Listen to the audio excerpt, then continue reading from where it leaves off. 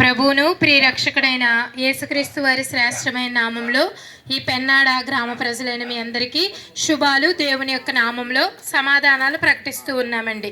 ఈ సమయంలో మేము చెప్పే మాట దేవుని మాట.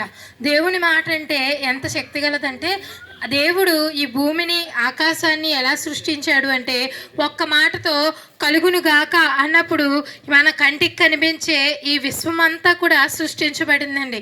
అవును, మనం చాలాసార్లు అనుకుంటాం కదా, నక్షత్రాలను చూసి అమ్మో ఎంత గొప్పగా ఉన్నాయో, భూమిని అలాగే పర్వతాలని, నదుల్ని, సముద్రాలని వీటన్నిటిని చూసినప్పుడు మనకెంతో ఆశ్చర్యం కలిగిస్తుంది. అవునండి, దేవుని మాట ఆశ్చర్యకరంగా వీటన్నిటిని సృష్టించి మనుషులమైన మనకిచ్చింది. అవును, మనం అనుకుంటాం కదా, మనకన్నా బంగారాన్ని విలువగా చూసుకుంటాం, మనకన్నా మనకున్న వస్తు వాహనాలని, ఆస్తి అంతస్తుల్ని వీటన్నింటిని విలువైనవిగా ఎంచుతాం. అయితే మనం వీటన్నింటికంటే ఎక్కువగా దేన్ని విలువైనదిగా ఎంచుతామనంటే మన శరీరాన్ని విలువైనదిగా చాలా ఎంచుతాం. అవును కదండి, మనకున్న ఆస్తి పోస్తులైనా బంగారమైనా ఏదైనా సరే ఈ శరీరానికి ఆపద వచ్చినప్పుడు అమ్మో నేను నా శరీరాన్ని కాపాడుకోవాలి, అవును నాకు ఈ ఒంట్లో బాగోలేదు, అయ్యో ఈ ఆస్తి అంతా అమ్మేసన్న నా ప్రాణాన్ని నిలబెట్టుకోవాలని మనుషుడు ఎంతో తపన పడతాడు ప్రాణం కోసం కదండి. అవును, అయితే ఈ ప్రాణాన్ని, ఈ శరీరాన్ని, దీనంతటిని కూడా సృష్టించిన దేవుడు ఒక ఆయన ఉన్నారండి.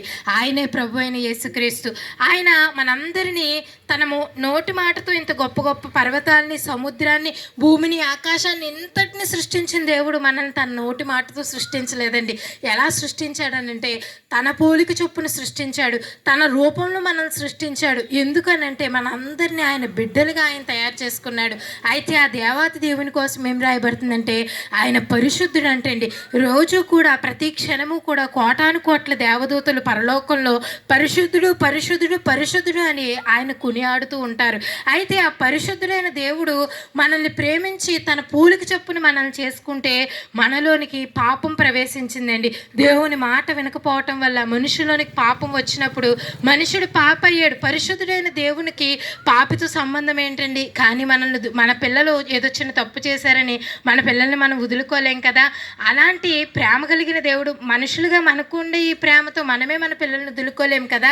అయితే ఈ భూమిని, ఆకాశాన్ని సృష్టించిన సృష్టికర్త అయిన దేవుడు తన ప్రేమ ద్వారా మనందరినీ ప్రేమతో సృష్టించుకున్న ఈ దేవుడు మనల్ని కూడా వదిలిపెట్టలేదండి.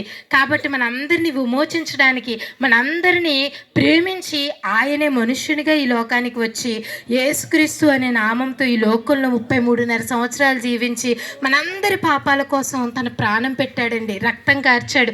ఎంతగా రక్తం కార్చాడంటే ఆఖరి రక్త పొట్టు వరకు ఆయన తన శరీరంలో ఒక్క చివరి రక్త పొట్టు కూడా ఉంచుకోకుండా మనందరి కొరకు కార్చాడు.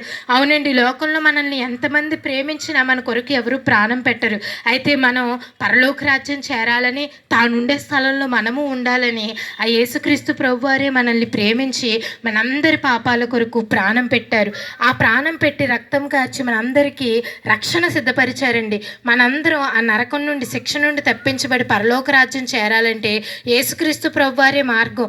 అందుకని మనం అందరం పాపులం కదా, పాపానికి వచ్చే శిక్ష మనం అనుభవించాలా అంటే అనుభవించక్కర్లేదు. కానీ మన పక్షంగా దేవుడైన తానే అనుభవించాడు.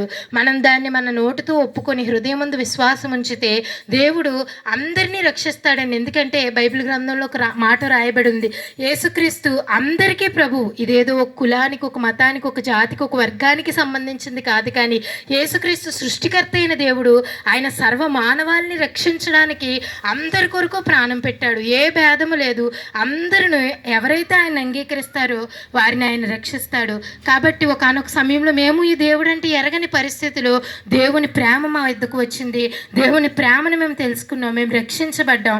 ఆ రక్షణ వార్తని ప్రేమతో, అవునండి, ఎక్కడన్నా ఒక హాస్పిటల్లో ఎక్కడ తగ్గలేని రోగం ఒక హాస్పిటల్లో తగ్గింది అనుకోండి, అందరికి చెప్తాం కదా, పలానా హాస్పిటల్లో ఆ రోగం తగ్గిందండి, మీరు అక్కడికి వెళ్ళండి అని. అలాగే మా పాప రోగానికి యేసుక్రీస్తు ప్రభువారు మందు ఇచ్చారు. మేమందరం పాప నుండి విడిపించబడి పరిశుద్ధంగా ఈ లోకంలో బ్రతుకుతూ ఉన్నాం. అలాగే మీరు కూడా పాపం నుండి విడిపించబడి నరకం నుండి తప్పించబడాలంటే యేసుక్రీస్తు ప్రభువారే మార్గం. ఆయన్ని మీ హృదయాల్లో చేర్చుకోండి. ప్రభు ఇచ్చే రక్షణ అనుభవించి సంతోషంగా సుఖ సంతోషాలతో ఈ లోకంలో వర్ధిల్లాలని కోరుకుంటూ ఈ మాటలు దేవుడు దీవించునుగాక.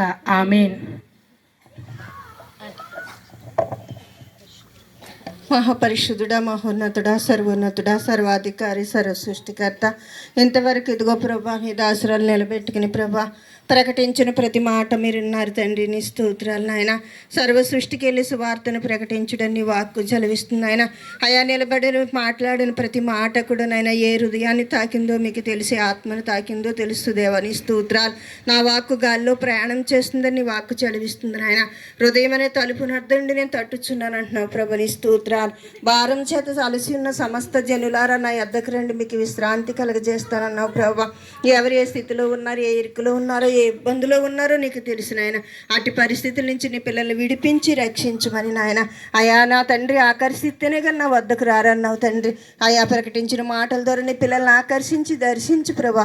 హృదయం అనే తలుపును ప్రభ తీయటానికి నీవే ద్వారం మార్గం తెరిచి రక్షించమని సహాయం ఇచ్చేయమని తోడుండమని యేసు ఉన్నతమైన నామమున అడుగుచున్నాను తండ్రి. ఆమేన్.